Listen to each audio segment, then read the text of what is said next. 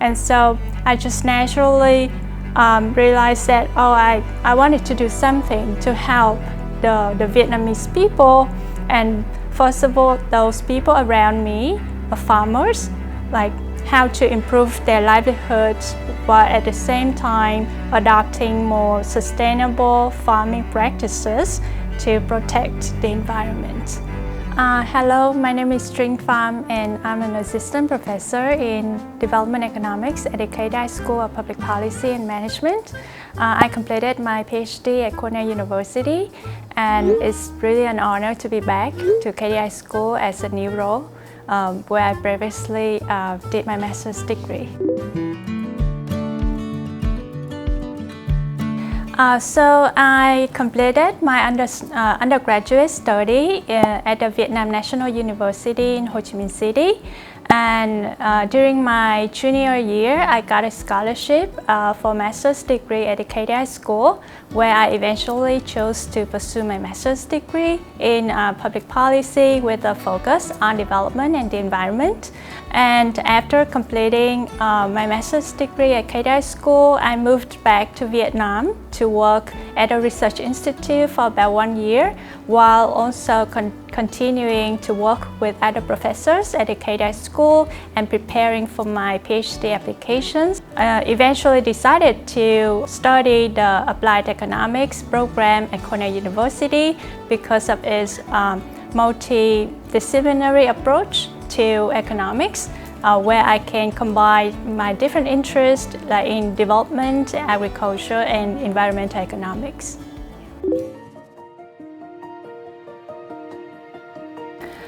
So I actually moved to another city within Lâm Đồng province for better public school. It was around 13 years old, but back then the lack of public transportation makes it impossible to travel back home and to visit my parents. So back then my mom had a small grocery store, and my dad would occasionally go to the city to stock up on supplies for her store, and that's when I could go back with him. I think around like 18 years old, they settled down in the local area, still working on tea and coffee field, open other small businesses. So I think I was the only one that could finish undergraduate study and then follow my academic career.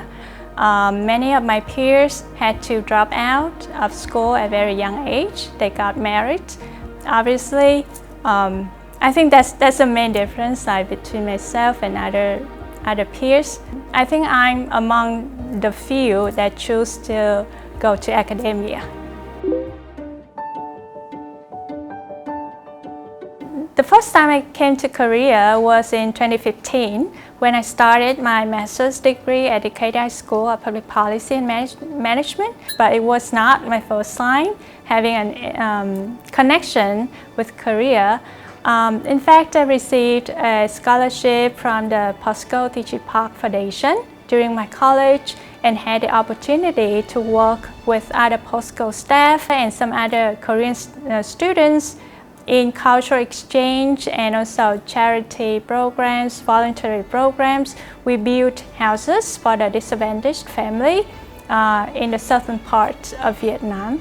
And through those activities, I was exposed to the culture and also got the opportunity to learn more about the work ethics of Korean people, and that's really sparked my interest in the country, and I later on decided to enroll in several Korean classes where my love for Korea just grew gradually. There are many other academic challenges during my journey, moving especially abroad to a new educational system and having cultural differences are really challenging, especially in the US, where how they teach and what they expect from students are very different. I still remember the very first semester when I went to Cornell. The imposter syndrome the way that you always compare yourself with others and think that, and then you have a lot of doubt about what you can do, and that was really challenging combined with all the homesickness. I don't think that there is a big difference in terms of culture like between Korean and Vietnam, but moving like from the East Asian education system to like a more Western educational system in the US, then there has been a lot of differences. For example, there we put a lot of emphasis on interactive learning environment where everyone is encouraged to speak, to ask questions.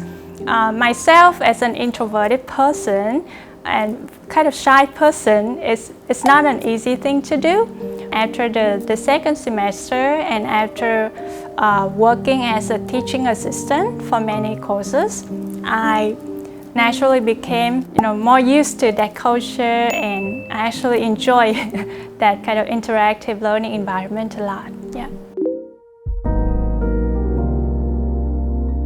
And so my current research is really focused on the intersection of development and environmental economics. So the reason that I'm really interested in those types of research areas is that agriculture is the main livelihood of my hometown. But as you know, agriculture is really climate dependent. It's extremely vulnerable to like extreme weather events.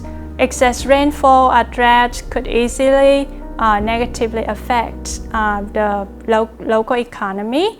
And the country itself, Vietnam, is also very vulnerable to extreme weather events. Recently, there's a very big typhoon hit the northern part of the country. And so I just naturally realized that, I wanted to do something to help the Vietnamese people. And first of all, those people around me are farmers, like how to improve their livelihoods while at the same time adopting more sustainable farming practices to protect the environment. As a researcher, my biggest goal is to continue contributing to research in development and environmental economics. I really want to understand how we as a researcher, policymakers, can help the people improve their livelihoods while also adapt to the changing climate and conserve the environment. And as an educator, I'd like to become a great mentor for other students who share the same background as me. I've been very fortunate to receive great advice and great mentoring from other professors, and I'd like to contribute back to the next generation of students. 만약에 응용경제학을 공부하지 않았다면 땡땡땡을 공부했을 것이다. I would say agricultural and environmental science. Exposed to many research, I realized that I really want to work along with the farmers to kind of improve their livelihoods and at the same time protect them from natural disasters or extreme weather events without harming the environment. So I believe that agriculture and environmental science would allow me to do that.